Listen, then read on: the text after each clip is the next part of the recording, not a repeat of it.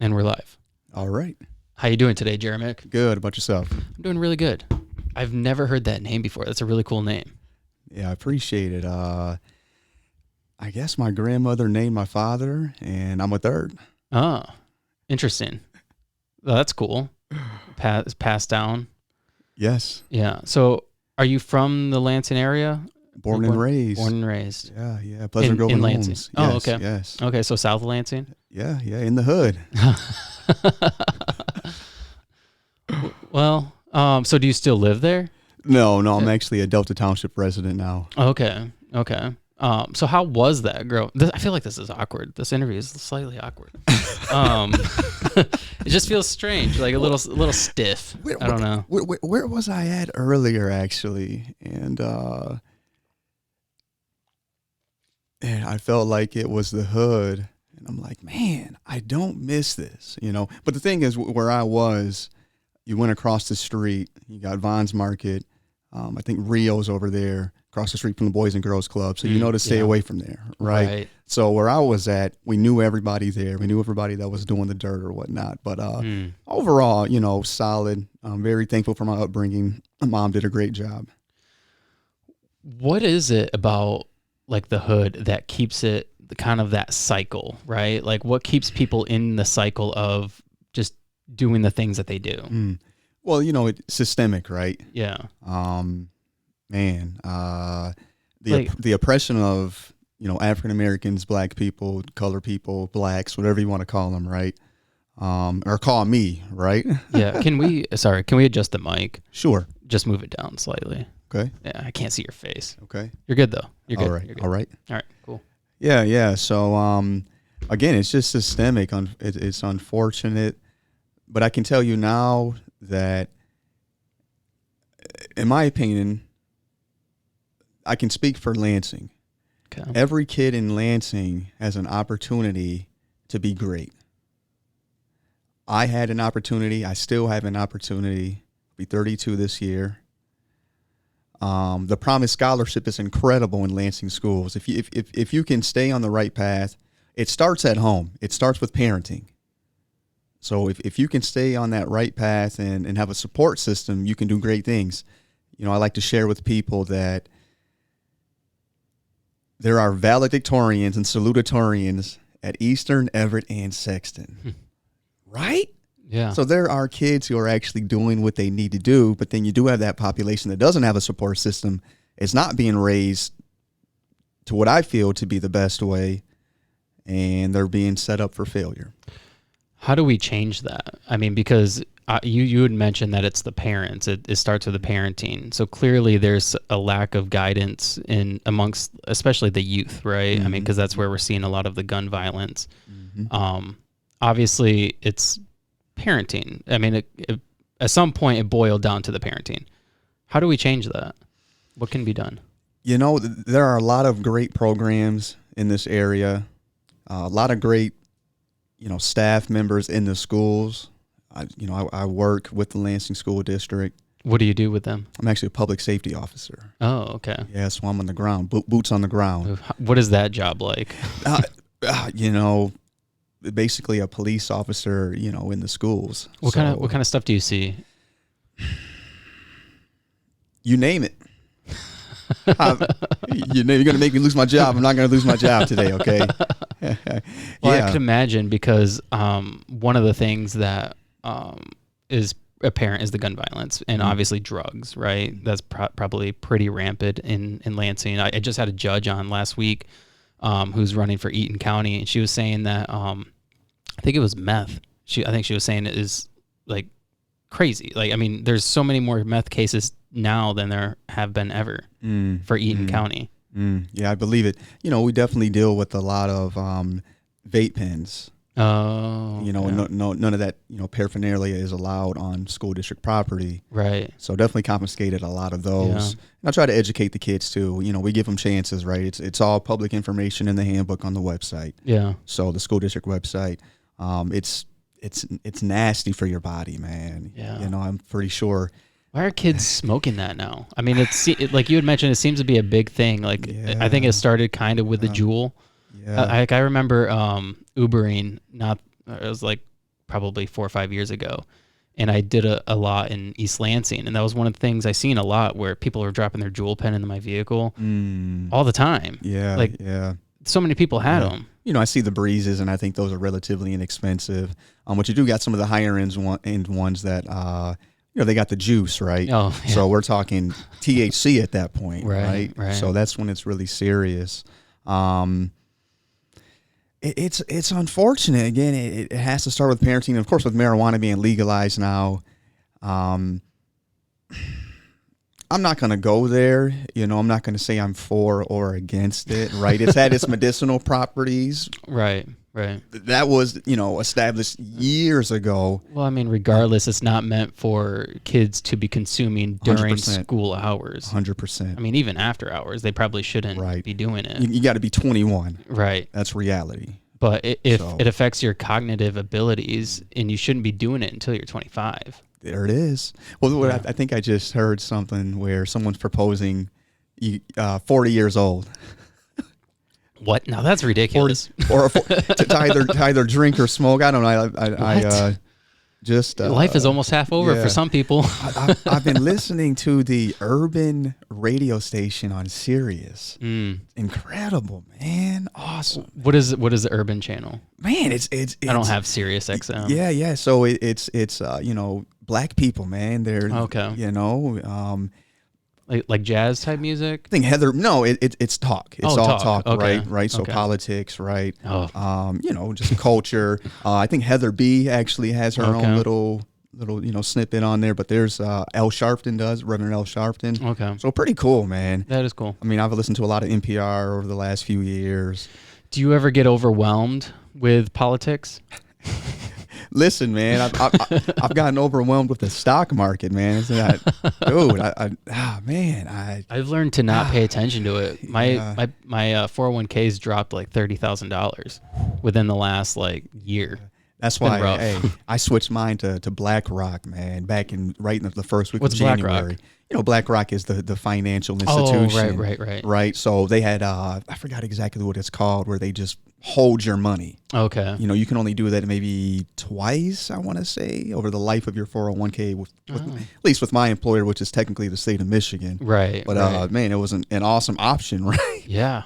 You know, you go from 10% a year down to, you know, losing 2-3%. I'm like, I got to get this money out of here, man. Yeah. It's rough. It's rough for a lot of people. Yeah. Now that's something that I do spread to young people as well. Is financial wealth, the need to invest your money, right? Yeah. You know, Bitcoin's down 60%. That's tough. That's really. Do you invest tough. in Bitcoin?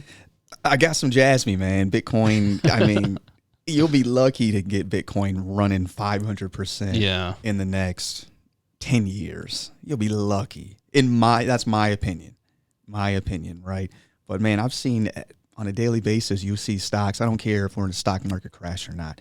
You see plays, you know, these tickers run, you know, 5 to 150%, 200% every single day.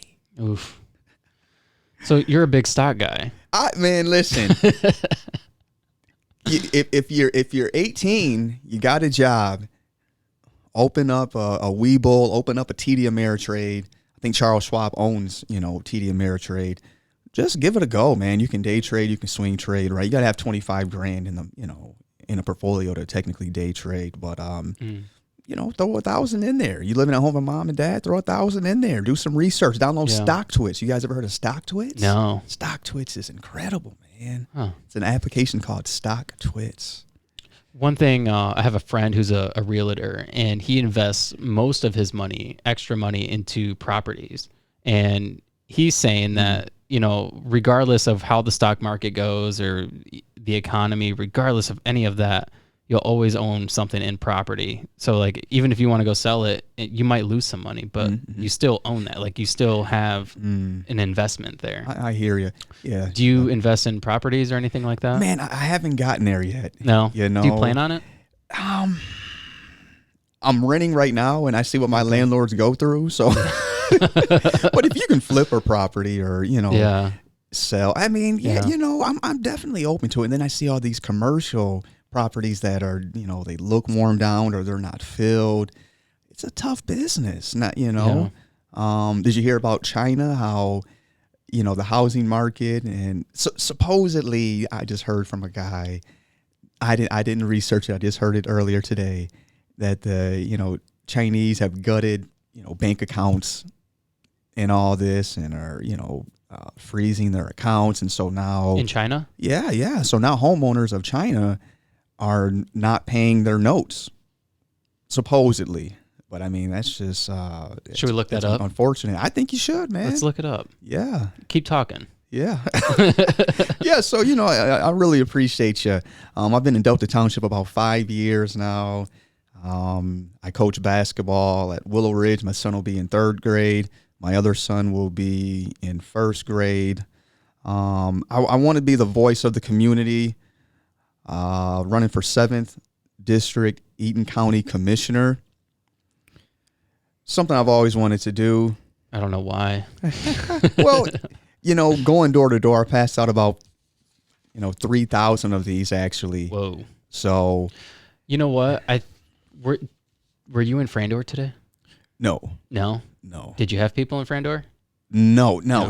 So the 7th District is just Delta Township. Oh, okay. Maybe even just a portion of Delta Township. Oh, okay. There's about, I believe, 14 commissioners in Eaton County total. Okay. So, you know, you all come to a board, and, you know, you have an agenda, write minutes and things like that. So I want to be the guy that constituents, that residents of Delta Township can come to with their issues and concerns, and I address those at the table.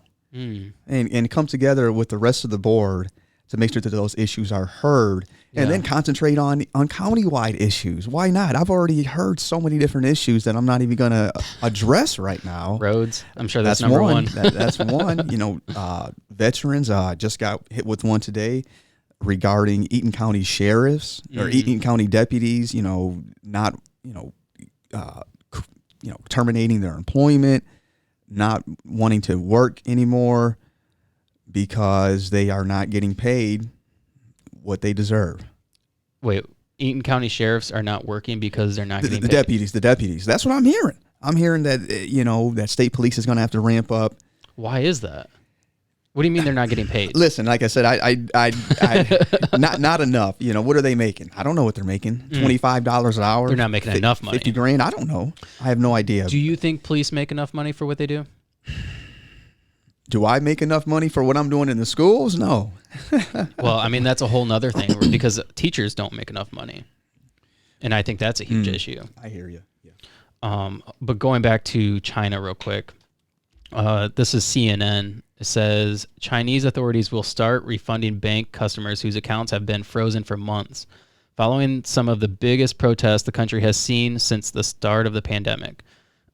Customers from 4 rural banks in central province of Henan and one in neighboring Anhui, I don't know how to say that, province will be repaid by authorities starting Friday, according to the statements late Monday by the provincial financial regulators. The first payment will be sent to customers with a combined amount of less than 500 or 50,000, which is equivalent to $7,400. Whoa, that's crazy. Wow. That's insane. Yeah. So I don't know what kind of insurance, you know, they have through there. If they have an FDA, I have no idea. But, you know, over here, probably not. Supposedly, we're covered up to $1 million per account. Yeah, from my understanding. Yeah. That's insane. China's such a crazy place, especially like I think we're starting to see it more and more, especially after the pandemic and all the rights that were kind of taken away from them. Like, I mean, they were locked in their houses and couldn't go outside. Yeah. And arrested. Yeah. Now we got monkeypox. Yeah. What's the other one? COVID. You got COVID, monkeypox, and I'm telling you, there was a case of polio found. Did you hear that? No. But there's a vaccine for that. Like a pretty... I heard that it hasn't been given since the year 2000. That's what I heard. And I did have a gentleman tell me that when he was younger, that he took the polio vaccine and that it was a lifelong vaccine. So maybe interesting. Yeah. This is stuff I haven't researched. This is just stuff blown in the wind. Yeah, that's the thing with today, like in the news and everything. Like most of the things that I see and that I mention is like always like things I just kind of see in passing. I never research this stuff. It's just too much. I'd like to. You got to, right? Things that interest me, I definitely do. Yeah. Well, I believe Google is such a great resource, but you have to use discernment. Absolutely. Right? Yeah, I use DuckDuckGo. I've heard of DuckDuckGo. Yeah. It's been around actually many, many years. Yeah. Right? Yeah. Wow. Yeah. It's less biased. You can typically find things that Google like represses. Well, I mean, it's like Wikipedia is nice, but anyone can go in there and edit it. Oh yeah, that's the problem with it. It's incredible, man. Yeah. This episode is brought to you by Red Bike Delivery. This delivery service operates only using battery-powered, eco-friendly transportation. Red Bike Delivery is there for all your delivery needs, whether it's dinner for the family, flowers for your partner, or new houseplants for your new collection. Red Bike Delivery will gladly deliver those and everything in between. So what are you waiting for? Check out Red Bike Delivery on Facebook or Instagram for more information. Red Bike Delivery, because there's only one Earth. You had mentioned something that I wanted to talk about. I can't remember what it was. So you're running for 7th District. Eaton County Commissioner. What is it? What is it exactly that you do? I know that you mentioned that you go to meetings, you come up, you bring up these issues at the meetings, and you try to create a change for the local community. Absolutely. Well, I'm not here to bash anyone. That's not my job. But the current incumbent, Mark Mudrow, I don't know the guy. I understand we were in a pandemic.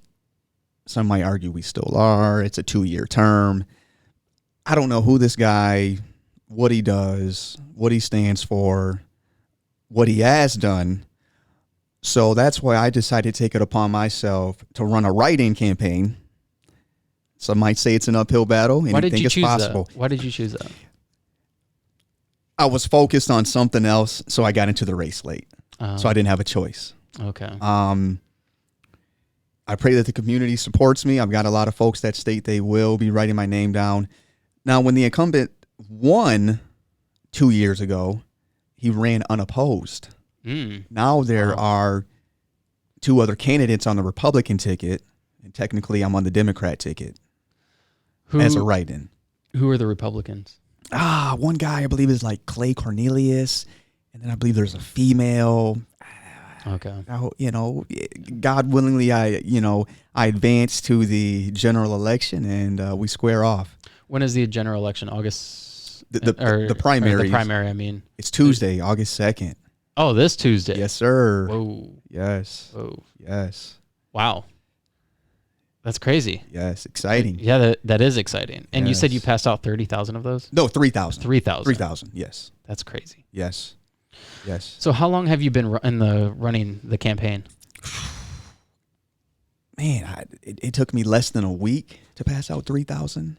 So you've been doing it for less than a week? About a week, man. Yeah, about a week. Whoa. Yeah. That is crazy. Man. Is that typical? No. You know what? I believe Mayor Andy Shore went door to door. Okay. When he first had his bid after Bernero stepped out and he ran against, Judy Brown Clark. So I don't know if he literally hit every single door in Lansing. If you do it early enough, you can do it though. How many doors are there in Lansing? There's over 100,000 residents. Yeah. So just in the city of Lansing. Right? City of Lansing. That's not including Eaton County or for Eaton County. So right. So that expands to like Charlotte and all those outskirts places. It does, but again, just the only persons that are able, the constituents are only Delta Township residents. Oh yeah. And I believe technically Waverly too. I don't even understand Waverly anymore. Is Waverly a part of Delta Township? I don't understand. Oh, I have no idea. So I try to avoid that side of town. It's always busy. Man, listen, it definitely beats Pleasant Grove and Holmes, I'll tell you that much. I'm not bashing them. Let's talk about your growing up in the hood, as you had mentioned. Hey, man, listen, man. You had mentioned how you were privileged enough to, not privileged, I don't want to say that. You had the opportunity to get out of it. You had the opportunity to essentially rise above. The environment that you were kind of surrounded by. How did that come about? So I went to Our Savior Lutheran for 10 years. Got my name on a plaque there for the John the Baptist Award. It was formerly on Holmes Road. Now it's over on St. Joe going towards Grand Ledge. Okay. What a privilege, pre-K to 8th grade. My mother gave me the choice to go to Lansing Catholic Central. I decided, I need to enter the real world. So I went to Sexton, knocked out 4 years. Now I'm currently stationed at Sexton as a public safety officer with the Lansing School District. Did some criminal justice at Lansing Community College. Met my wife, married, 4 kids later. Had a run in 2013 for city council at large in the city of Lansing as a write-in candidate. Was it because you were late to the game? Yeah, man. What are the chances, right? Goodness. Oh, that's much bigger territory. Yeah. But when I tell you I made a splash, I made a splash. The city of Lansing adopted a mascot by the name of Cuff, Communities United with Food and Fitness. It's a Lynx. That was all based off my campaign. Wow. Yeah. 2017, I ran for city clerk in the city of Lansing. Wasn't a write-in. Tried to do it by myself. What a mistake. What do you mean you tried doing it by yourself? I ran the campaign all by myself with no help. Maybe raised $200. Like it was just you don't. I've learned that you don't do anything by yourself. But the city of Lansing is a lot bigger than the 7th district of Eaton County. Yeah. Right. So I was actually, I had a map. I was able to tackle, the entire area in less than a week. My feet sure felt it. What year was that? 2017 is when I ran for city clerk. I think I might remember you coming to my door. Have you been in this neighborhood before? It looks familiar. My sister used to live right around the corner here. Okay. I didn't tackle a big portion at all. I went to a lot of events, but Okay. I came to understand that you have to meet the people where they are, and the way to do that is to go door to door. And I'm not a salesman. Yeah. I'm a regular Joe Schmo. Yeah. Somebody that's trying to make a difference. I feel like I have made a difference in the Lansing schools, so why not expand that to my community where I live, breathe, and sleep? So is city commissioner a full-time position, or No, is it it's part-time. It's part-time, so Yes. you get paid to do it. You do, yes. But you also have to work a normal job, your normal job. You don't have to, but you might be out of a cardboard box. Is it a decent paying job? I think it's like 10 grand. Oh, okay. So enough to incentivize somebody to want to provide or do something for the community. You seem like somebody who wants to make a positive change for the community. Absolutely. All these positions that you've ran for. Yes. What do you see yourself doing in the next? Let's say you don't win this. Let's just say. Okay. What do you see yourself doing? Do you think you'll run for a different position some other time? If I'm not late, maybe. Maybe if I can appear on the ballot. Honestly, I think my chances are very, very decent. Yeah. Getting on that general ballot. Well, I'm gonna say I don't live in Eaton County, so I can't vote, or Delta Township. Right. I can't vote for you. That's okay. That's okay. But I like you. You're friendly. Thanks, man. You have a positive outlook on things. You seem to be generally happy. Most people who go door to door just seem beat up. Listen, I definitely had a day or two where, it's 5 o'clock. Well, it's 4:30, Right. and I got to get my kids to baseball and t-ball. So I'm literally running house to house, like, oh, I do not want to be out here another day. Let me just, hustle this out, muscle this out. And if anyone's listening that's here in Delta Township and I didn't get to your door, I sincerely apologize. There might be 100 doors, I want to say, tops that I didn't get a chance to hit. Wow. I ran out of resources, honestly, messing around with the stock market. Hey, I'll be honest, Yeah. But if you give me a chance, I want to be that advocate for you. I really do. I actually just started a small business, What We Offer. So whatweoffered.net is the website address. What is it? Man, I'm a marketing business consultant. Oh. So whatever you need from hiring to, listen, man. Listening. I can run a citywide campaign for your podcast. Oh, yeah? Citywide. The whole greater Lansing area. I can run it for. I can get some guys that'll canvas for you tomorrow. I get these guys in here tomorrow. Right? So How would that work? Oh man, I'm not going to tell you how I get, I'm not going to tell you how to get the guys, but I can do it. So Mr. Corned Beef is in Frandor. I don't know if you've tried Mr. Corned Beef or not. I haven't, no. Gary Turner, great guy. It's a business based out of Detroit. He franchised it here, so he does corned beef sandwiches. Okay. We ran a campaign for him on a lower scale, and I think it did pretty well. We had him on the radio, running advertisements for 2 weeks or whatnot. No cost out of pocket. Wow. So I know how to get some things done. Yeah, that's cool. So what made you want to start that business? Man, I've been in marketing for 10 years, man. Really? So this morning I actually had a gig out at Family Dollar in the hood on the north side, right in the hood, man. Crazy, right? And, man, they said the company I was with, they said they hired 2 other people. So supposedly 3 of us, ended up just being me. Whoa. So I, pop open a giant tent, set up 4 tables, all this manual labor. But I've been doing it for years. So it's nothing to me. Again, I'm just experienced. I'm a vet in the field. I know how to get it done. Yeah.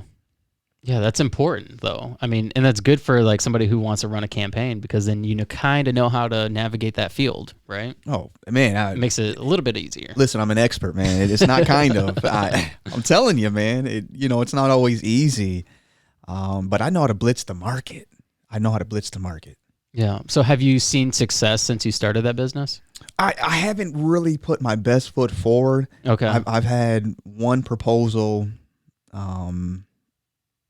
to one company, and they decided to go with a different company, marketing company. So when I get to the point to where I want to, blitz the market, I'll do that.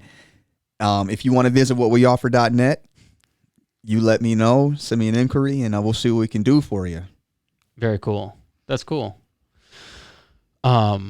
Yeah, that's something that like I've had to learn how to do with this podcast because I didn't do anything before this. Like I just worked. I still work, but I just did that, came home and worked out. That was it.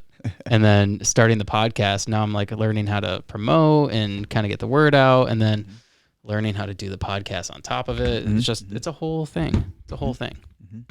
But that's very cool. It's cool. It's cool that there's people out there willing to do that for you. Oh, absolutely, 100%. Yeah, it makes things easier. Oh man. Yeah. And at an affordable cost, right? Right. Yeah, because if you think about marketing, you think it's kind of expensive. Right. I think of marketing as expensive, like billboards and all kinds of things. Well, it's all tailor made, right? So you tell me, what we offer. You let me know what you offer, and we can come to a consensus. So what kind of marketing do you do other than like pass things out, meet people? Like, do you do online marketing or? It's more guerrilla style. Guerrilla style? Hey, rough people up? More door to door, meet people where they are again. Okay. Set up an event, right? Inflatables. Yeah, I think that's a simple, I really started it. Here's the history. I really started it within the last couple of months based on the need, in my opinion, the need for children's ministries in our black churches.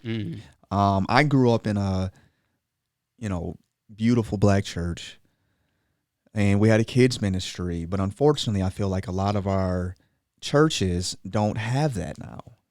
And again, is it systemic? What is it? I'm the one who's having kids now. Yeah. Right? At almost 32. So I can understand why, maybe a lot of these parents aren't, bringing their kids to church. It's unfortunate, but I feel like maybe these churches need to do more outreach. Yeah. And it can be, more successful. Again, I've had people tell me there are a couple churches that do have prominent children's ministries, and I hope it's true. I haven't done my research. I haven't visited all the churches. What kind of church do you go to? You know what? I've been frequenting Journey Life, Pastor Jared out in Holt, as well as Pastor Kevin Barry's church right here on Mount Hope. Okay. So, excuse me. You're good. So they don't have that many children's programs? It's you walk into a church with now 4 kids. I don't need my kids to be the majority, man. That's a lot of great one-on-one attention. Yeah, but, you go to Mount Hope or Journey Life. I mean, it's incredible, man. You got a multitude of kids all praising and worshiping God. Did you grow up in church? Absolutely. Yeah. What did you grow up going to? It's a non-denominational church off Waverly Road called Lansing Christian Center. Okay. Pastor Howard Davenport, late Pastor Howard Davenport. Oh. Yes. I grew up going to a Baptist church in Charlotte, Calvary Baptist. Okay. Yeah. It's a fundamental Baptist church. Fundamental. Long skirts, dresses. Wow. Yeah. Can't wear pants. You still believe? Well, that's a different question. I don't go to church, and I don't really actively practice any religion. So. But he's real. That's reality. That's a question on the podcast. Wow. I've never had anybody ask me that. Okay. On the podcast. I don't know. I don't not believe anything, but I don't necessarily believe. So you're agnostic. Essentially, like everyone else who knows that he's real. I mean, again, I haven't done the active research in order to believe one way or the other, other than what I know from growing up in church. Well, I didn't mean to cut you off. No, you're good. I believe that you ask God something and you learn how to listen to Him, and He'll answer you. Mm. I mean, He can talk to you through commercials, through movies, through strangers. I mean, I'm telling you, man, dreams. He can do it, man. But you got to be willing to receive that answer. And it's not on your time. And you got to use discernment, because it's not always God speaking either. What do you mean? I mean, it could be like your ego or inner voice. Well, excuse me. I'm going completely off topic from my campaign here, but this is really fun. This is fun. This is awesome. Yeah. I believe that there are people who walk amongst us who are walking with demons, and they don't even realize it themselves. They don't even know it. They don't know that there's an evil spirit, cultivating their soul. But God can redeem that evil spirit as well. When I was younger, I used to go Pleasant Grove and Homes. I used to go room to room on a weekly basis. I'm talking as young as 8, room to room, outstretch my arm. Lord God, please, Holy Spirit, bless this room. No evil, nothing is allowed in this place.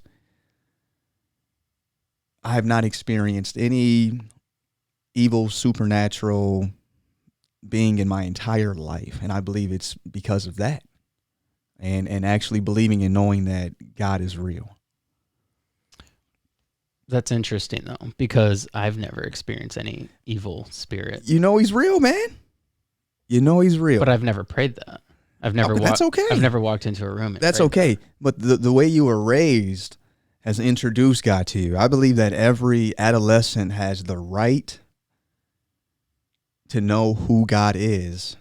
I mean, everybody has the right? I mean, that's why we live in America, and that's one of the great things about living here is that you can practice religion and you can learn about anything you want to learn about, right? And the word Christian is just so... Well, I mean, any religion. It's just tossed in the wind, man. It is. It's a general term. That's why I love the word believer.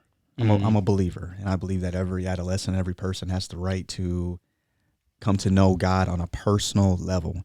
And once they, cultivate that spirit, the Holy Spirit, they become a child of God,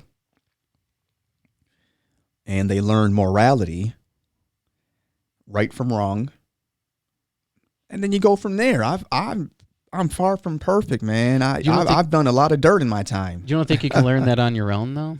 Because people know what's right and what's wrong, right? People know that murder is wrong. People know that rape is wrong. People know that being a crappy person's wrong. Like, it's your conscience, right? Yeah, it's your conscience. What's your conscience? It's you. It's God. But your conscience is God. But it is subjective in certain aspects. I mean, if you know, because like for instance, let's say you feel that you're wrong for going into a movie theater, right? Like, that's your conscience. But like, I feel like I could go into a movie theater and be fine. I believe that your conscience is God. That's what I'm not. I'm not debating you. Okay. I'm just saying. I don't want to debate religion. This podcast isn't about this. No, It's just a discussion. Man, listen, man. I'm trying to move into a different sphere. Yeah. Right. There's a campaign entitled "He Gets Us." It's hegetsus.com. Each video's got about 10 million views on YouTube. A church, forgot where the church is, came together to sponsor this. Not an elite, but a small group of billionaires, I believe, came together and donated $100 million to this campaign. And they're now spreading the message of how Jesus was just like us when he walked this earth, how he suffered anxiety, excuse me, and things like that. Incredible, man. Absolutely incredible. What a step forward, man. What's incredible about that? I think it's incredible to introduce Jesus in a different light, on a national scale, on a more human aspect. 100%. Yeah, I think a lot of people kind of put Jesus, the guy who walked the earth, as this like mystical person, right? like he was just perfect. Like he didn't look at a woman and like didn't like have thoughts or whatever. Like, well, I can't say. I'm just saying that there's certain aspects of being a human that is just natural, and people think of Jesus as not having those. Oh, I'm sure many. Well, they say that he wasn't pleasing to the eye, is what I've heard. That he was ugly? That's what they say. Really? Who says that? Doesn't mean he didn't get hit on, though. Oh, I'm sure you can Google it or your DuckDuckGo, I'm sure, and find some information on it. I would think if I was a lady back in the day, I would want Jesus. Well, listen, man, what was I running? It's power. When I was running. Women are attracted to power. In either 2013 or 2017, I had a minister tell me, minister is such a vague term too, right? Yeah. Some guy out of state somewhere, right? I mean, I blitzed the market so hard in both those campaigns that people around the nation knew who I was, man. That's cool. That's cool. Told me that, get ready, women are going to hit on you and all this. This guy, man, getting that discernment, man, you got to be careful on a minister told you this? Who you associate yourself. I think a self-proclaimed apostle, man. Actually I had a pastor tell me that it's not even possible to be an apostle in 2022. Because I believe the apostles were Jesus's disciples. Yeah. The one, I haven't studied it enough to know. I'm not a theologian. Yeah. I just know that he's real. And yeah. That's what I know. Yeah. So fair enough.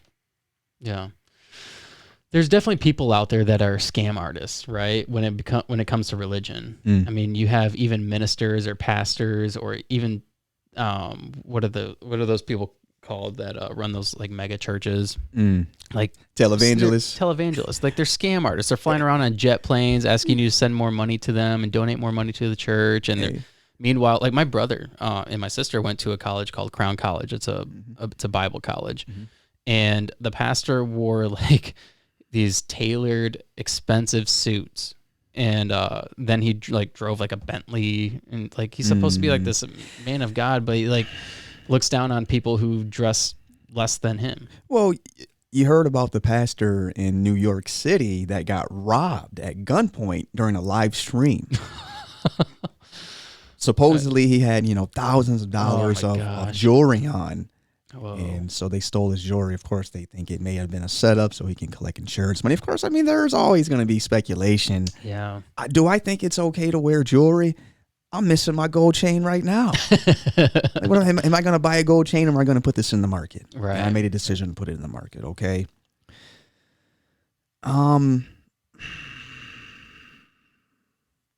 Listen, man.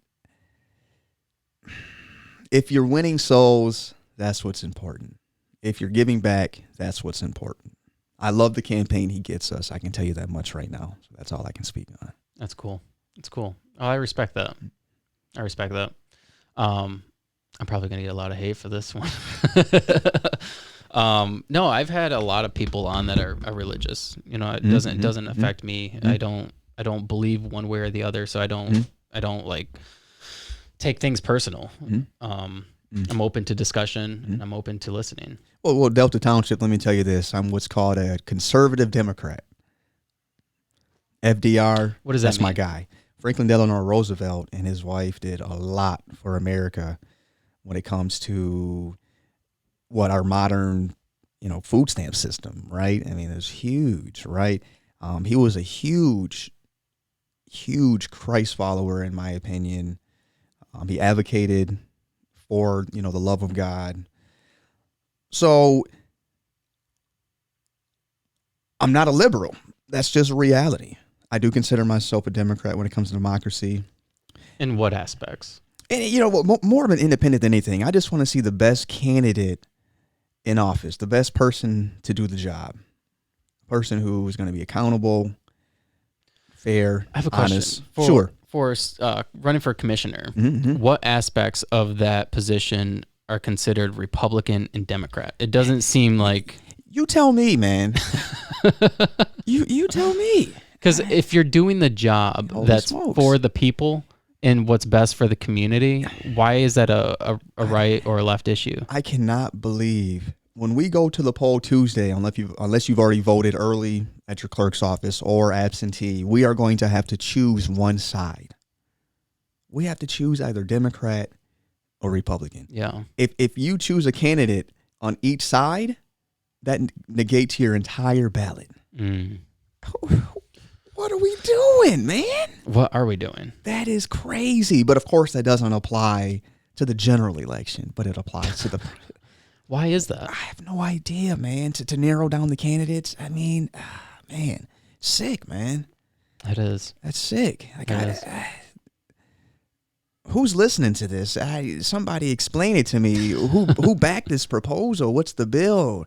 I'm sure we could do the research and figure it out to see who actually introduced it. I'm sure. And how it was passed. I'm sure. It's crazy, man. Yeah. Crazy. That is crazy.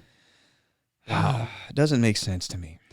That's why I don't think I could get involved in politics because it's stressful. It's stressful to hear like that. And like it doesn't seem fair. And then, like, I've had other politicians in here who've been just grilled or they've been kicked off ballots. It's like to hear their stories is like, what? That happened? How is that happening? And how do we not know about it? Well, you know what I just heard? I think he announced it actually a while ago, but the former chief of police of Detroit Police is now running as a write-in candidate for governor. Yeah, he was actually supposed to come on the podcast. Whoa! Yeah. What happened? Well, he was supposed to come on before he got kicked off the ballot, and then all that stuff happened. He got kicked off, and I didn't continue reaching out to him, which I probably should reach back out to him. Well, look at Mike Duggan. Remember Mike Duggan? No, I don't know. Mike Duggan is the mayor of Detroit, and he ran as a write-in candidate and won his mayoral bid. Wow. Well. Wasn't there some speculation that the guy who's running for mayor or governor that was mayor, what's his name, Chief Craig or whatever? Right. Well, yeah. Wasn't there some speculation that he was corrupt in some ways? Listen, regardless, he should have hired what we offer. If he would have hired what we offer, he would not have to worry about fake signatures. It's that I don't know anything about his corruption. That's how he got kicked off the ballot was because of fake signatures. Well, I'm talking about during his time as as mayor or whatever. I don't know. I don't think he was ever mayor. Was he mayor? I don't think he was. Or chief of police. Chief of police. I'm sorry. Yeah, chief of police. Yeah, well, yeah. Hey, Detroit police has an outstanding force, man. They run it, in my opinion, they run it like the state police. Have you ever done any work with them? No, but they would probably pick me up in a heartbeat. You know, you apply, they run their own academy. You don't have to have a degree. Okay. You know, if you have the experience or they find you fit, they train you themselves. Wow. But you're in Detroit. You don't want to work in Detroit? Man, I don't know anybody. I mean, that's dangerous. Yeah. And there was a guy on the force within the last, I want to say, 3 years. He'd been on the force, let's say 20 years, a vet, I believe, black male, ran into a house. There were reports of a kidnapping. So he ran in there by himself.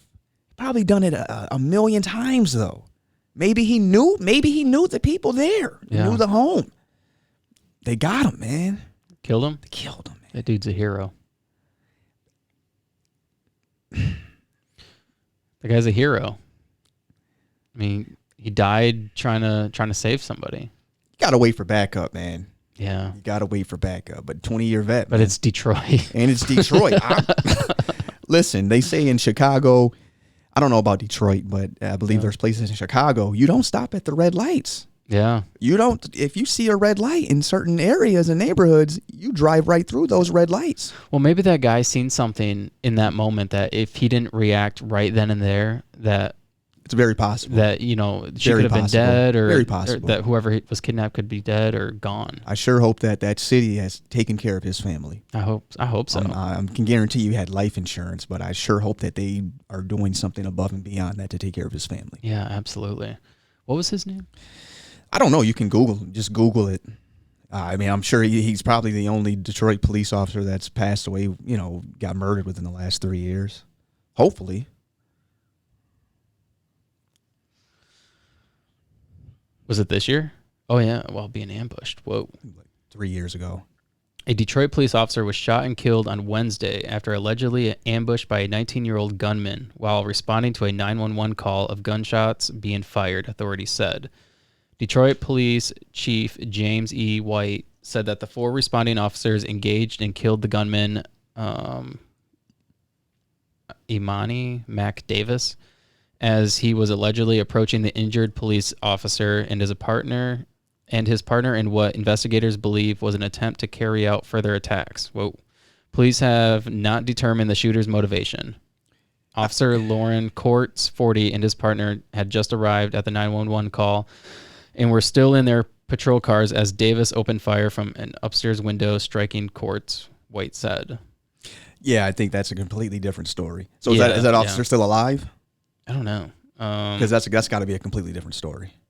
You want me to look it up? I can look it up. Sure, go ahead. All right, let me see what I can do. But that's one thing that's crazy about police officers is that, like when they go to a scene, oftentimes there's only one of them. Only one of them respond, and then the other ones that one has to call for backup. And if you see something in that moment where you have to respond and you're limited on whether or not somebody's going to make it, somebody's going to die, get killed, or you have to react now, then they have a choice to make. It says, I'm seeing 2 different names. When I see police officer Harold F. Tulke, Tulke. No. That's not him. That's not him. Man. Arrested kid, 5-year-old. Wow. Maybe I should save all these bookmarks next time, right? Huh. Lauren Courts. Let me see if that's who it is. That's 5 days ago. Yeah, it was just recently. Holy moly. Nope, that's definitely not it. That's not him. Man, if anybody knows, please reach out to this podcast. Yeah, absolutely. And let this man know. What's this? A tragic day. 1 officer killed, another wounded on Detroit's west side. A Detroit police officer was killed and another wounded after a gunman opened fire as they responded to a home invasion on Detroit's west side Wednesday night, police James Craig said. Rasheen McClain, whom Craig described as an 18-year-old veteran on the force, was killed by a single gunshot wound to his neck. Whoa. By a high-powered rifle. Holy crap. Craig said in a news conference outside Sinai Grace Hospital. A second officer, a 3-year veteran, was shot in the leg, he said. Today is a tragic day for Detroit's police family, said Craig, who was joined by Detroit Mayor Mike Duggan at the news conference. The incident occurred at about 7:30 p.m. near Wyoming and Chippewa. Officers from the 12th Precinct had been called to a house on a report of a home invasion in progress, Craig said. When they arrived and the officers found the resident running out, frantic, saying a man inside was armed with a rifle. After requesting backup, the officer went inside with 2 more officers to clear the home. The chief said they cleared the upper level, but the officers went downstairs. The suspect opened fire, striking the officers, according to Craig. One of the officers returned fire and struck the suspect, who fled the scene and escaped a short distance, but was arrested soon after, Craig said. The wounded officer was hospitalized in temporary serious condition. His name was not released. As news spread about the veteran officer who died, hundreds of his colleagues gathered at the hospital to show support. Craig said it was a greater outpouring than he had ever seen. Whoa. He really is a hero, Craig said, of the officer who was named by police on Thursday. He fought a good fight. See, and then there comes the sermon, right? Because I believe Chief Craig stated that he did not go in alone, right? That he went in with other officers, right? So could that be to protect his integrity? Absolutely. Could the story I initially saw be wrong as well? Absolutely. But regardless, he's definitely a hero. Yeah, absolutely. Yeah. And he tragically lost his life. And then you said another one, I just saw that 5 days ago, was murdered. Man, yeah. Come on, man. Yeah. Man, they Detroit's, they'll train you and they start you out, let's say at 40, before overtime, Yeah. Is it really worth $20 an hour to put your life on the line, man? Dude, I make more than that building cars. Right. And that's safe. Exactly. It's not worth it. Exactly. It really is not worth it. That's where I think as much as there is like division between police officers and the African-American community, I think it's very important that we have people in our community who get paid to serve the community. And the thing is like, I remember working, like hiring in at GM, and I hired in as what they considered a 2-tier. And so I was working with people making less. I was making less than them. I was making like topped out like 17, whereas like some of the traditional people were making like 30 an hour. Like, how is that fair? And what's going to incentivize me to want to do as good of a job as them or to care about my job just as much? So if I'm barely making it, like what's going to incentivize me to want to do a good job? And so when you're paying these people, even like yourself, who is essentially a security guard at a school, if you're not making, I mean, you said you don't make great money doing it, but you're passionate about what you do. But anybody could get that job and not be passionate about it and just not care. And it's very easy to do that. It takes a special person. Lots of patience. And lots of patience, and I'm sure it takes training. Oh, man. Yeah, so I'm Public Act 330 certified. If you got to use handcuffs, you got to use handcuffs. I like to think that we protect from outside threats more than anything, but unfortunately, we do encounter internal threats as well. We're there to make sure that the learning environment is safe for everyone in the building, whether it's staff or students. Yeah. That's a difficult job when you have how many kids are in a school? Sexton has over 1,000. Whoa. I think Everett's the biggest school. Whoa. I believe. Yeah. And how many of them? Like 1,500 at Everett, I want to say. How many of you are there? At Sexton? 6 of us. Whoa. Yeah, man, it's a lot. Yeah. That is crazy. Yeah. So it would be almost impossible for you guys to control everybody. Listen, now Everett was a whole different story. So I started the school year at Everett, and then I was transferred to Sexton by request. Okay. I mean, I did everything I could do at Everett. They actually, hired a new principal during last school year. So Everett was, but Everett was, swarmed with gang violence. Really? You know, the real stuff. Sexting. How bad is it? Yeah, What do you mean that. gang violence? Oh, like kids are joining gangs? Oh yeah. You know, you got startup gangs all around the city. I like to believe that it's unfortunate, but I believe there's a shooting every single day. There is a shooting every single day. Every single day, man. I don't think there's anything to like to believe there. That's a fact. That's a fact. Unfortunate, man. I see it every single day. It's sick, man. It's sickening, and it's always a young person. Sick, I don't understand it. Yeah. My wife has, or I guess my sister-in-law, her kids go to Lansing schools, and one of the things that my wife was telling me was that she was picking her kids up, and her daughter ran, got in the vehicle, was like, "Let's go, Mom. So, there's going to be a fight." And I think she might have mentioned somebody had a gun or something. I don't know. I don't remember for sure. But it's like to be a part of that environment and to be worried about what's going to happen after school is like, it's insane. Like, I remember growing up, I didn't have to worry about that stuff. Well, that's why my job duty is extremely crucial to the school district as a whole. So new superintendent's in there. He believes in us, and the department should be there to stay. Awesome. That's awesome. How long have we been going? Oh, not even an hour. Wow. This is a good episode. You're easy to talk to and fun, and I like it. Hey, man. Yeah. Hey, maybe we could do this again. Yeah, absolutely. Why not? Hey, man. Hey, imagine doing this out in the middle of the street somewhere downtown. I mean, how much, that'd be too much noise. Too much noise. Yeah, the microphones would pick up all the horns and people walking and people would yell things. Yeah. I was thinking, I wonder how many people have reached out to Joe Rogan. Probably thousands of people. Probably. As, startups, man. How long you been doing this? About a year and a half. Yeah. I just hit over 100 episodes. Yeah. So, wow. Wow. Actually, I've had Andy Shore. He was on the podcast, but unfortunately, that one was at the start of the podcast when I first started, and it didn't record audio. Oh, yeah. So I was still learning. Yeah. Yeah. Okay, hit him up, man. I'm sure he'd be more than willing to come back on. I thought about it. Yeah. But I don't know. Why not, man? He's awesome, man. Yeah, I don't have a problem with him personally. His kids attend Everett. Oh, really? Or did, at least, yes. Okay. Yes. I would think that if I was him, I wouldn't send my kids to Lansing schools. that tells you how much he believes in our community. Yeah. I mean, he's that guy. Yeah. Well, I mean, that's cool because it shows that you aren't better than the people that you're serving. Yeah. Well, plus I was there too, so You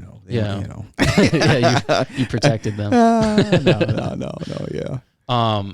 But the thing is like a lot of people in the community don't like him. Ow. You didn't know that? So who's going to take him down in the next election, right? I don't know. When is the next election? For mayor? Well, we just had it last year. Really? I've been in Delta Township, so I can't even vote in any Lansing election anymore. Oh, the city of Lansing. So can you run for anything? No. You have to live in the. You got to live in the city. Whoa. Yes. That's crazy. That's a weird thing because you do live in Lansing, but well, you look at Rick Snyder, the guy practically owns Ann Arbor, right? Yeah. I mean, man. Yeah, I don't know. Big Gretch, right? We love you, Big Gretch. Do you? A lot of people don't. See, you're just ragging on the Democrats, man. I'm not ragging on Democrats. I like Democrats. You know what? And I like Andy Shore. I'm a fan. I've had a couple constituents, knocking doors, tell me that there's about to be an overhaul. That conservatives are taking over at the House and whatnot come November. And so, what are you telling me that Donald Trump is gonna, Come on, man. I mean, come on. That's just I don't know. It sounds too good to be true. On a lower scale, maybe. I think the problem is people see the extreme liberals, right? And they see the extremism of that party, and people who are on the left typically can't side with it.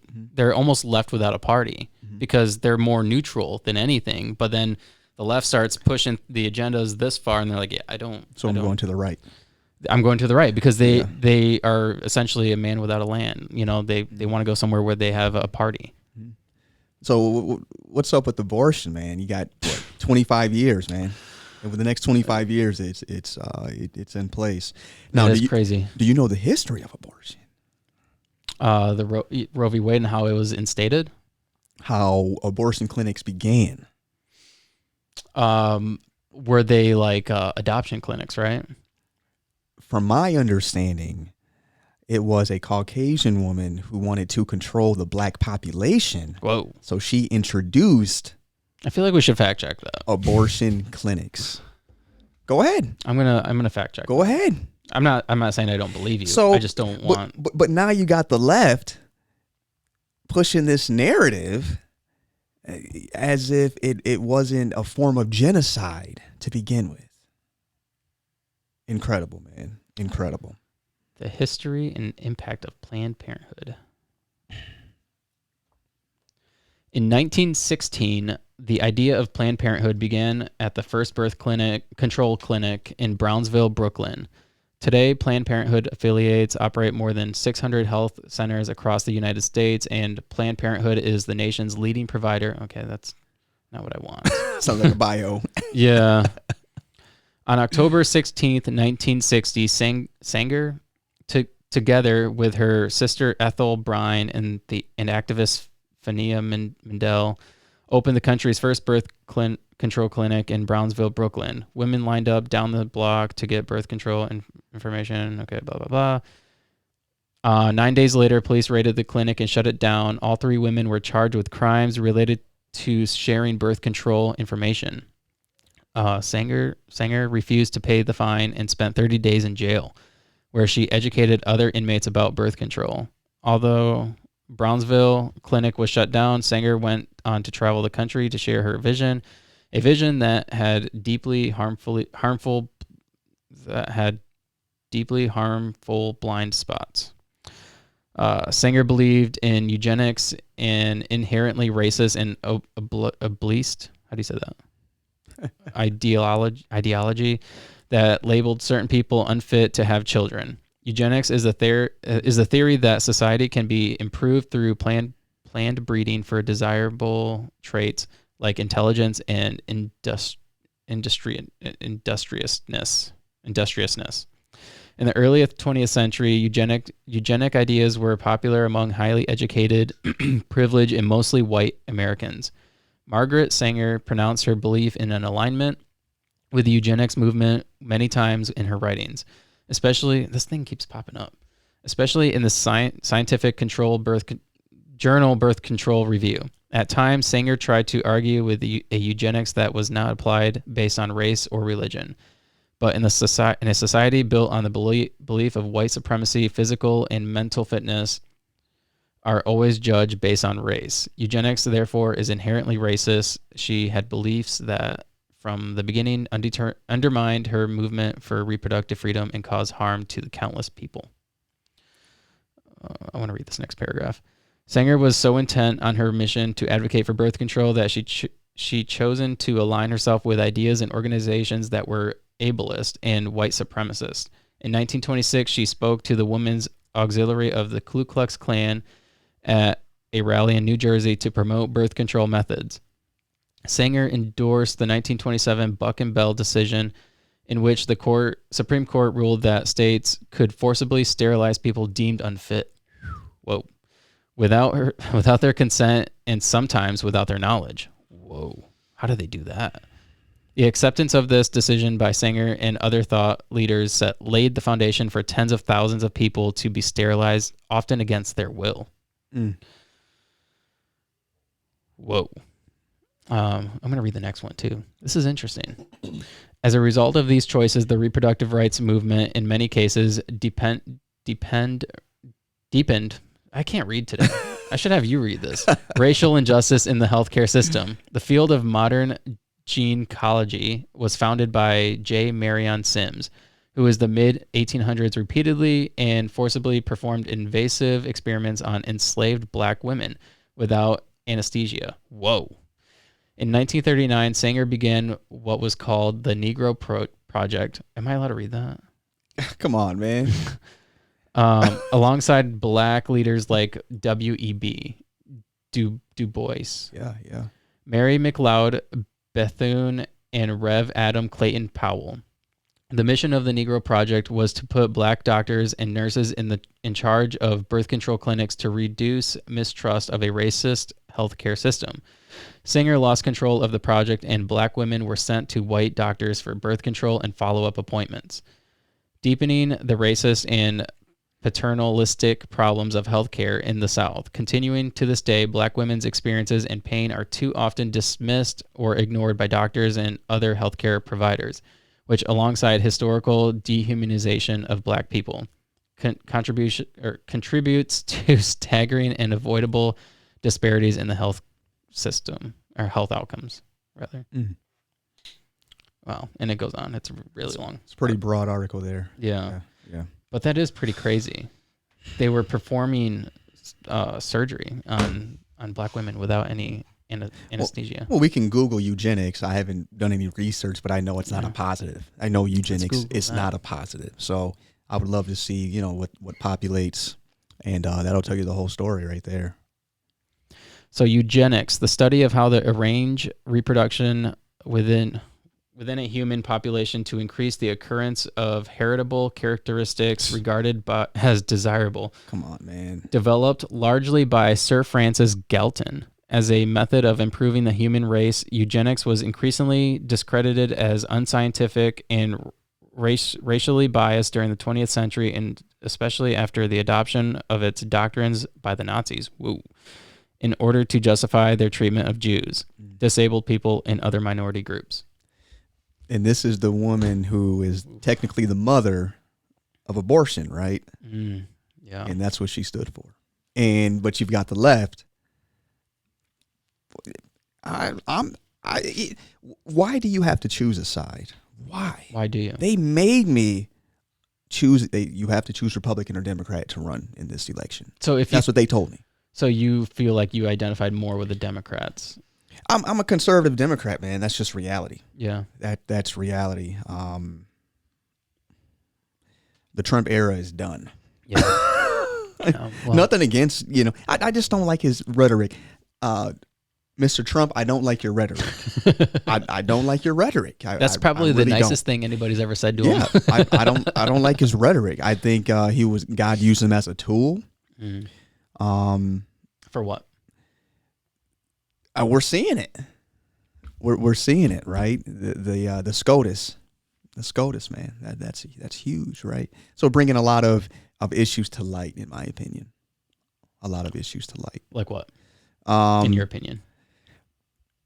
Well, definitely abortion. Right? Now that you got a majority right SCOTUS, there are certain agendas that are being aimed at and pushed and succeeded. So you think it's a good thing? I mean, I've got 4 kids, man.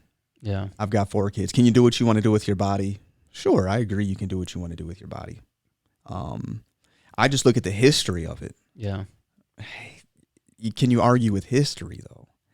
And people always go with the rape and the incest, things like that. Well, I mean, you can still get an abortion if you need it, right? It's not certain states. I think certain states.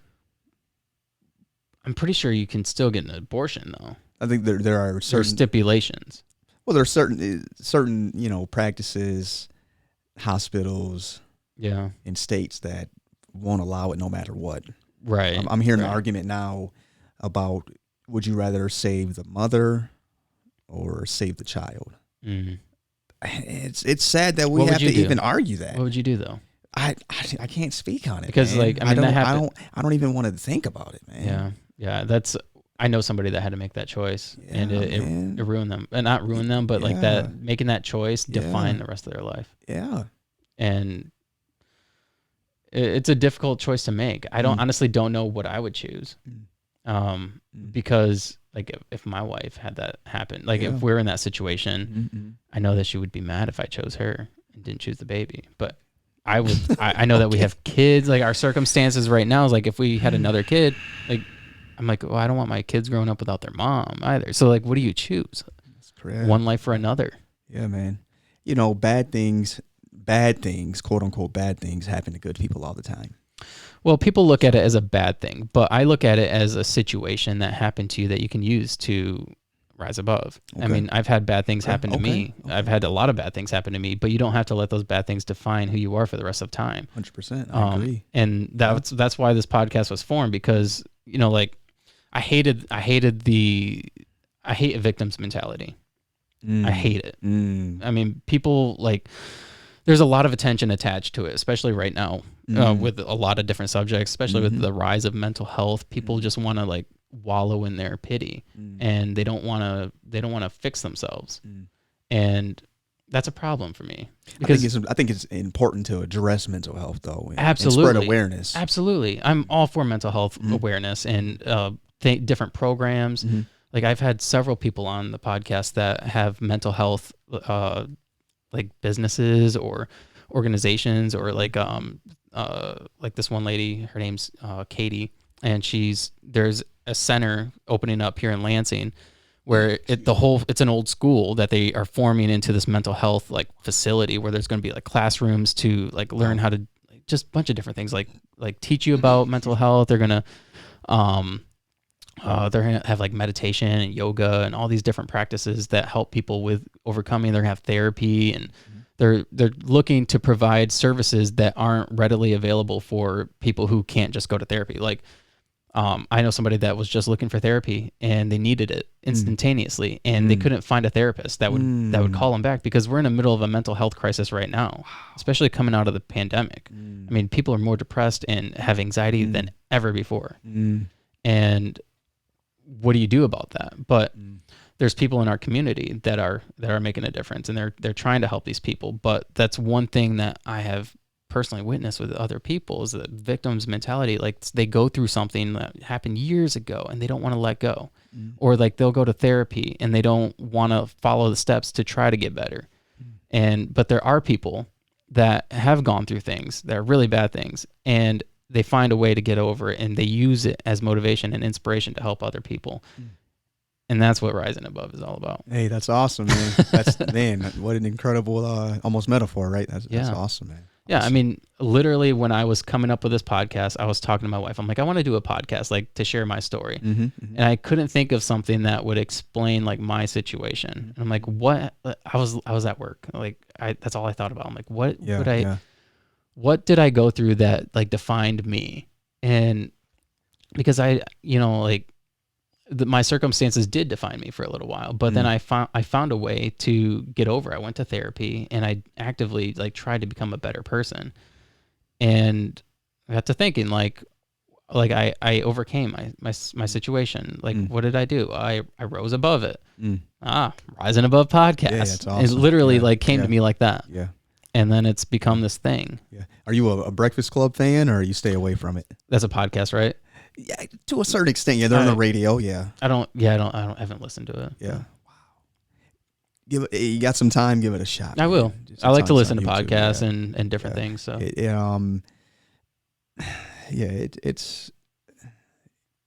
it's black people, man. You know? And that's the thing, man. There's racism on all fronts, and I listen to it, man. But Charlamagne, you're racist, man. That's just reality, dude. You know it, man. Oh, I have listened. You know it. That's Charlamagne's podcast or talk show or whatever. I have listened to that. You know, I love listening to it, man. But because there's a lot of information. Yeah. A lot of news. Okay. They do a lot of interviews. Okay. It's funny. Yeah. But it's just unfortunate, man, that that racism still exists, but it's something that will never cease to exist on all fronts from all races. Yeah. So. Yeah, that's one thing that I don't get. I don't understand racism, especially in 2022. It's like, why are we racist? Like, we have other problems. It's crazy. I believe the Breakfast Club was in one area of Canada, and they yanked them. Whoa. Within like a year, if not less than a year, probably because of their rhetoric, man. They don't want to promote racism. It's extremely informational, though, man. Yeah, like I know DJ Envy. He runs it. I don't think he's not on that same level as Charlamagne, but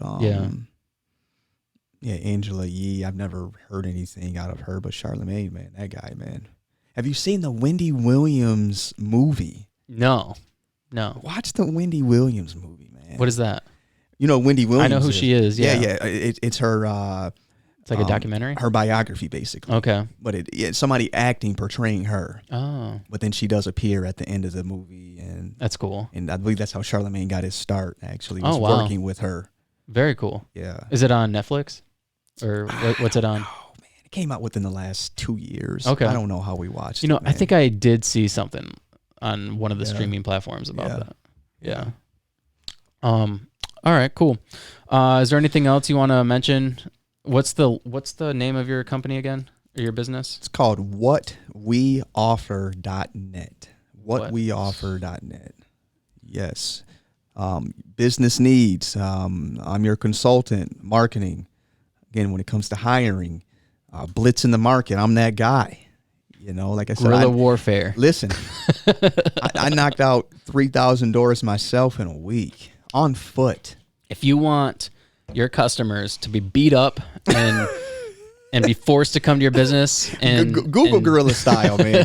you got to Google guerrilla style marketing, man. It's meeting people where they are. That's important. It's a hands-on approach. Yeah, I'm talking hitting the streets, passing out flyers, man. Well, there's nothing better than face to face. Oh, absolutely. When somebody comes up to me and they're like, "Hey, you want to hear about my business?" Like, yeah, sure. Like that's why, like I mean, that's part of being part of the community. Yeah. Because you learn about people's businesses. I know we're wrapping up real quick. So I was in Meyer, let's say within the last year. I had a guy approach me and tell me that Jesus already came back a second time in like the 60s. Man, we're late. I'm like, so why doesn't anybody, or the 40s or 60s? Why? It's like a religious organization that teaches this. I'm like, really? So why didn't anybody know? Why isn't it in the history books? Like, the guy's supposed to, Jesus is supposed to come in like on clouds, huge, bright, like wow, man, incredible, man. Some of the things that people believe, I'm like, are you really that dumb? Crazy, man. Yeah. Incredible, man. Incredible. That's crazy. Yeah. Yeah, but 7th District, Eaton County, Tuesday. Delta Township, Tuesday, August 2nd. Please write my name down, Jerimic Clayborn lll. You can write down Clayborn and I'm sure I'll be set. I want to be that guy to represent you. Thank you. Awesome. Thank you.